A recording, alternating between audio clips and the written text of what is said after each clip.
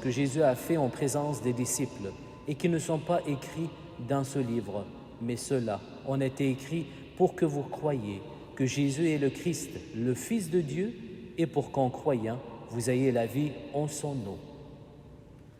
Acclamons la parole de Dieu.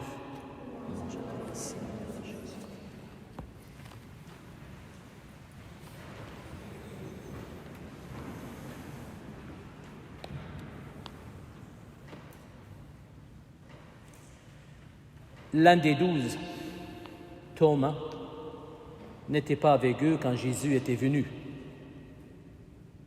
8 jours plus tard, les disciples se trouvaient de nouveau dans la maison et Thomas était avec eux. L'évangile de ce deuxième dimanche de Pâques, chers amis, nous parle de l'impact d'un événement majeur sur la foi d'un apôtre, appelé Thomas. Le variant qui influence sa foi. Je ne parle pas de pandémie. Le variant peut être vraiment négatif, mais dans la foi peut être positif. Alors le variant qui influence la foi, et sa foi surtout, de cet apôtre, c'est sa présence à la communauté des apôtres. Thomas ne reconnaîtra le ressuscité qu'au sein de la communauté des apôtres, au sein de la communauté croyante. On ne peut pas vraiment passer comme ça sans reconnaître ce contraste d'événements de reconnaissance de ressuscité, sans voir l'absence de la communauté et la présence à la communauté. C'est assez frappant quand on lit très bien l'histoire. Dans un monde ultra-individualiste comme le nôtre, la foi est devenue une affaire strictement personnelle entre la personne lui-même et Dieu.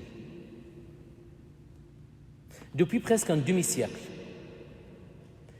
cette foi ultra-personnelle devient dominante et traverse la spiritualité de plusieurs générations, comme les générations de ces dernières décennies, générations X, Y et millénaires. Entre parenthèses, c'était ma recherche académique sur vraiment ces générations-là. Selon cette foi personnelle, le besoin de participer à la vie d'une communauté croyante devient accessoire et non essentiel. Quand mon agenda le permet, je serai là dans la communauté. Sinon, j'ai d'autres choses à faire.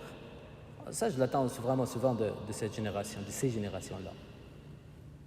Et ceci expliquera bien la baisse dramatique de la pratique religieuse et la diminution de l'intérêt à l'appartenance communautaire croyante chez les générations de ces dernières décennies. Mais plus qu'on progresse en cette foi ultra-personnelle qui est très confortante, même vraiment d'autres générations plus vieilles vont bien adhérer à cette croyance bien vraiment personnelle. Plus qu'on progresse, plus qu'on a difficulté à reconnaître Jésus dans notre vie. Pourquoi? Parce que la foi personnelle est bien limitée à ses propres frontières d'esprit et d'intelligence.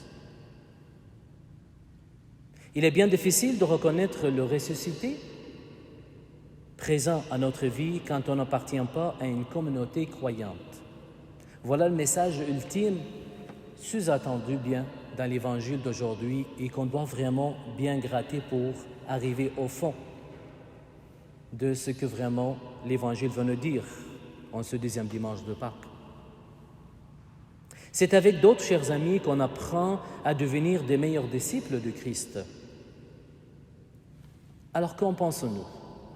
Est-ce que vrai qu'il est plus facile de reconnaître Jésus à l'œuvre dans notre vie quand nous participons à l'expérience d'une communauté chrétienne?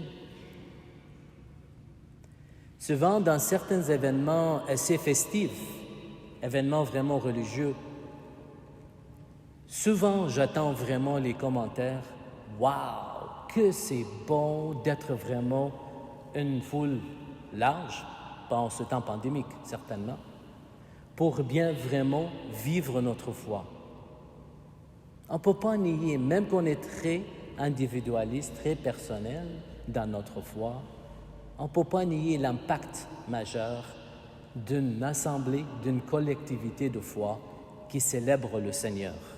C'est énorme. Puis aujourd'hui, vraiment, l'apôtre Thomas attire notre attention à ce sujet-là. L'Évangile nous raconte l'histoire de l'apôtre Thomas qui n'était pas présent à la communauté des apôtres lors de la manifestation de Jésus à eux. L'histoire de l'apôtre Thomas nous interpelle, nous les chrétiens d'aujourd'hui, les apôtres du 3e millénaire. Chacun de nous peut se poser la question, est-ce que je suis une personne présente à ma communauté paroissiale? Est-ce que je considère important d'y être active ou actif? Il est assez qu'on vient vraiment tout simplement à la messe, le reste, c'est le curé et quelques personnes vont s'arranger. Nous est-il déjà arrivé de rassembler à Thomas, de rater une expérience de foi parce que nous étions en marge de la communauté croyante? Chers amis, prenons l'exemple des premiers chrétiens. La première lecture nous disait à leur sujet « Tous ceux qui étaient devenus croyants, chrétiens, vivaient ensemble et en communion et partage fraternel. » C'est comme cela a parti la chrétienté, d'une communauté, pas d'une personne. Oui, Jésus-Christ, mais c'est lui vraiment bien qui nous a poussés d'être ensemble et qu'on est rassemblés autour de lui. Alors ayons le courage à suivre l'exemple de nos ancêtres chrétiens et soyons une communauté des croyants et non simplement des croyants. La victoire remportée sur le monde, c'est notre foi, nous disait Saint Jean en sa lettre.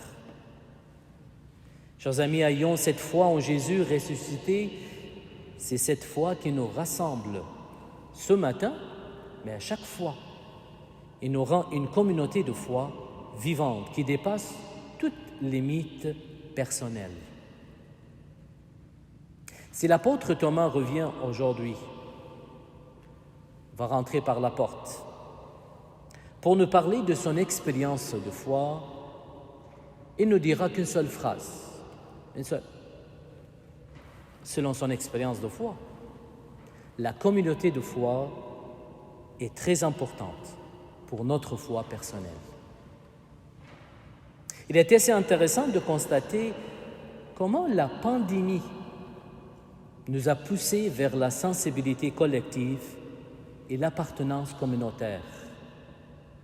On ne peut plus vivre en pensant seulement à soi-même.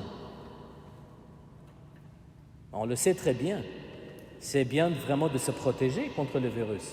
Mais si le milieu ne se protège pas, donc la communauté, ça ne sert absolument à rien. On va vraiment l'attraper. Voilà une réalité humaine qui nous montre jusqu'à quel point que la communauté, la collectivité a un poids dans notre vie. Face à la pandémie, le salut personnel dépend de la communauté et de la collectivité. C'est ainsi notre foi, chers amis, en Jésus-Christ dépendra de la foi de la collectivité. Rendez grâce au Seigneur, il est bon, éternel, et son amour.